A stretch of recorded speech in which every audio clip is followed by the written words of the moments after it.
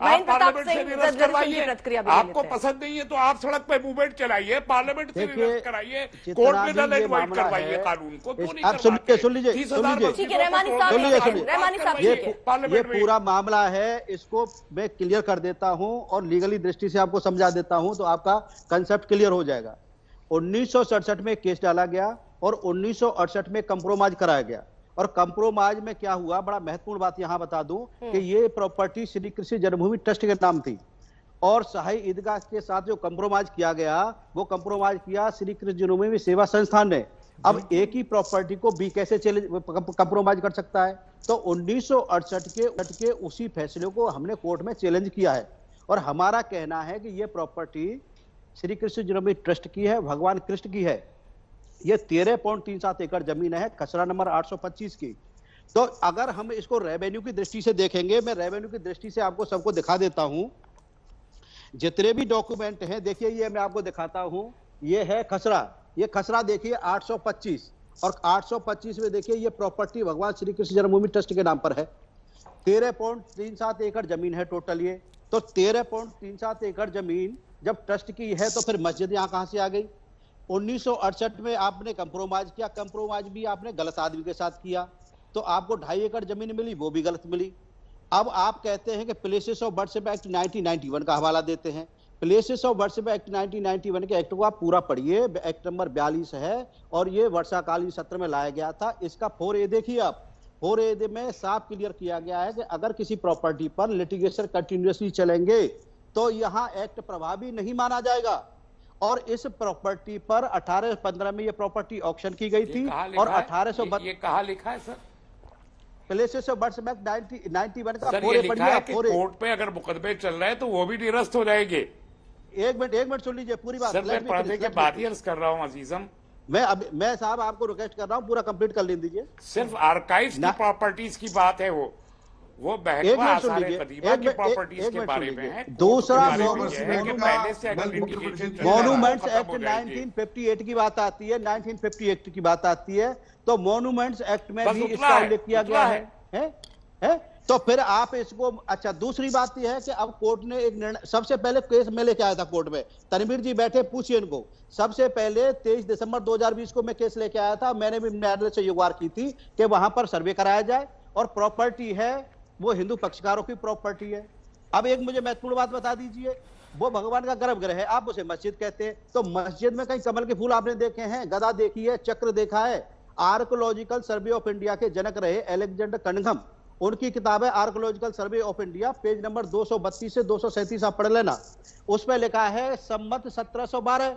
तो भाई मस्जिद में कहां सम्मत लिखा होता है? मंदिर में लिखा है, मस्जिद के अंदर लिखा है मंदिर केशवराय, तो ये मस्जिद में कहां लिखा होता है? इसका आर्किटेक्चर देखिए, वास्तु वो शिल्पकला देखिए, तो ये पूरा का पूरा ये मंदिर है, भगवान का गर्भगृह है। मेरी बात सुन लीजिए, क्या है? 1670 सुन लीजिए 1670 में औरंगजेब कहता है के आधार पर ये विध्वंस की गई। अब एक बताओ, यहाँ के विग्रह ले जाकर के आगरा लगा दिए। भाई आपको ये सोचना चाहिए कि अगर हिंदू पक्षकार अपनी प्रॉपर्टी का अधिकार मांग रहा है तो आपको सहर्ष देना चाहिए, खुशी से देना चाहिए कि भाई उनकी प्रॉपर्टी है। हमने तो आपकी किसी प्रॉपर्टी को तोड़ा नहीं, हमने किसी मस्जिद को कभी मंदिर नहीं बनाया है। तो आपको जितने भी मैं डॉक्यूमेंट दिखा दूं, देखिए और डॉक्यूमेंट दिखा देता हूं। ये सर्टिफाइड मैप है उत्तर प्रदेश गवर्नमेंट का, ये खसरा नंबर 825। कहां मसाजिद तोड़ी गई हैं? प्लीज मैं बता सकता हूं कहां मसाजिद तोड़ी गई। देखिए मैंने आपको इंटरप्ट नहीं किया था, आप मुझे इंटरप्ट ना करें, आप स्टैंड नहीं कर पाएंगे उसके साथ। 825 का ये खसरा, ये गवर्नमेंट का सर्टिफाइड मैप दिखा रहा हूं मैं। इसमें आप कहां है मस्जिद? इसमें मस्जिद का ठीक है, जरा मैं रहमानी साहब से समझना चाह रही हूँ। उन्होंने कहा ना बहुत जगह मस्जिदें तोड़ी गई, जरा वो बता दीजिए और कितनी जगहों पर आपने केस ठोका, कितनी जगह पर आप केस कोर्ट तक ले गए, बताइए जरा सर। हाँ, ये बात बिल्कुल सही है कि कहीं केस हमने नहीं ठोका है, क्यों, इसमें कोई दो राय नहीं है। लेकिन 1947 में देखिए एक क्यों का जवाब तो बहुत मुनासिब नहीं है, लेकिन मैं कह दूं कि अब यहाँ आरएसएस की बात भी आई और यहाँ उनके वो बैठे हुए भी हैं तर्जुमान। आरएसएस ने बहुत साफ कहा है कि ये हिंदू राष्ट्र बन चुका है और अमलन ये एक हिंदू राष्ट्र है। ये बात आपको- कहती है आरएसएस। आपको और जब व्याख्या नहीं किसी मालूम का है, जब कोई आरएसएस कहता है धार्मिक ये राष्ट्र हिंदू आ राष्ट्र जाते है, हैं इसकी तो प्रकृति ध्वस्त हिंदू है। होते हैं दूसरे मजहब की आप तारीख है। और पढ़ना लिखना बंद कर दिए 1947 में हैं। आरएसएस नहीं कहता है कि इसे हिंदू राष्ट्र बनाना है। आप एक लाइन आरएसएस से आप मुझे निकाल करके दिखाएंगे। और आज भी कहता है कि जैसे 16,000 हेक्टेयर जैसे वक्फ ये लैंड समाज है, इसकी प्रकृति कब्जे में हिंदू है। है। जैसे कंपाउंड का कैरेक्टर अम्लीय होता है, क्षारीय होता है, वैसे ही किसी के सैकड़ों और हजारों मस्जिदें दिल्ली और हरियाणा में मैं दिखा देता हूं कि आके कब्जे में स्टेटस क्यों नहीं गए आप कोर्ट? सर आप क्यों नहीं कोर्ट गए? अगर आप हक की लड़ाई की बात करते हैं, अगर दूसरा पक्ष हक की लड़ाई के लिए जा रहा है तो आप क्यों नहीं गए सर? आप भी दिखाते सबूत कि वहां पर किस तरीके से मस्जिद के निशान मिल रहे हैं जहां मंदिर बना दिया गया है। आप देते ना सबूत सर। इनके पास होगा ही नहीं। जिस तरीके ऐसा हो से ही नहीं रागी सकता इस देश में। रागी साहब ने अभी फरमाया कि सहमे हुए थे एक जमाने तक हिंदू और वो नहीं जा सके थे, ऐसे ही आज सहमे हुए 1947 तो सर 2000 कब से? आप मुझे जरा डेट बता दीजिए। आप सहमे हुए हैं, मुसलमान सहमा हुआ है, कब से सहमा हुआ है सर? कब से गए सहमा हुआ है, समझाइए मुझे। नहीं ये बता रहे 2014 से पहले तो आप ही लोगों का राज था कांग्रेसियों के साथ। जो ये कह रहे हैं कि यहाँ मेजॉरिटी हिंदू सहमी हुई थी, जो ये फरमा रहे अगर ये गलत कह रहे हैं तो इनको अपनी बात वापस ले ठीक है, आप ये बताएं मेजॉरिटी हिंदू आप क्या कह रहे हैं? अभी मुसलमान सहमा हुआ है।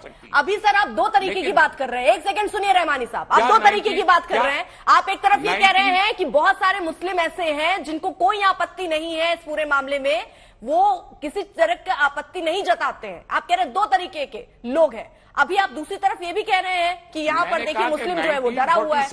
1947 का जो हाल था आपने देखा तो नहीं होगा लेकिन पढ़ा जरूर होगा कि 1947 का क्या हाल था। सर ये अब मुझे आप ये बताइए ना, आप क्यों नहीं गए कोर्ट? आप क्यों नहीं गए कोर्ट? चलिए आपके हिसाब से मैं बोली दे रही हूँ 2014 से आपको लग रहा है डरना, आप ये कह रहे हैं। उसके पहले क्यों नहीं गए सर? आपने क्यों नहीं सबूत सामने रखे? आपने क्यों, जैसे ये दिखा रहे हैं ना कि वहां पर शिवलिंग है, जैसे ये दिखा रहे हैं ना कि वहां पर कमल का फूल है, जैसे वो दिखा रहे हैं वहां घंटी लगी है जो सारी हिंदू सभ्यता में होती है, आपने क्यों नहीं दिखाया सर? आप क्यों नहीं गए कोर्ट? मैं 19 होगा तब ना। देखिए 1947 की बात की मैंने सबसे पहले तो छोड़ दीजिए। अब मैं जो सवाल पूछ रही हूँ उस पर जवाब दीजिए, क्योंकि आप ही के जवाब से मैं ये सवाल पूछ रही हूँ आपसे। 1947 आपने कहा सर रहमानी साहब समय जाया मत बाबरी कीजिए। मस्जिद के लिए गए कोर्ट में 1948 में बाबरी मस्जिद के लिए गए, वो भी मुकाबले पर गए। अदरवाइज हजारों मस्जिदें, आइए ना मेरे साथ में तुगलकाबाद में। अरे मैं सर आप कोर्ट में जाइए ना, मेरे आने से क्या हो जाएगा? सर मेरे आने से क्या हो जाएगा? ये लोग भी कोर्ट गए ना सर, ये लोग भी सब ये सारे मसले कैसे हल होंगे? आप और मैं बैठकर तय करेंगे क्या?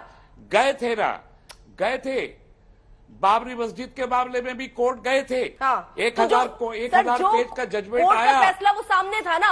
आप भी इस मुद्दे पर जाते हैं कोर्ट, आप तो नहीं गए, आपने ना सबूत दिए। सिर्फ कहने से या मेरे और आपके तय करने से चीजें नहीं होंगी सर। कोर्ट का फैसला को सम्मान करना सीखिए।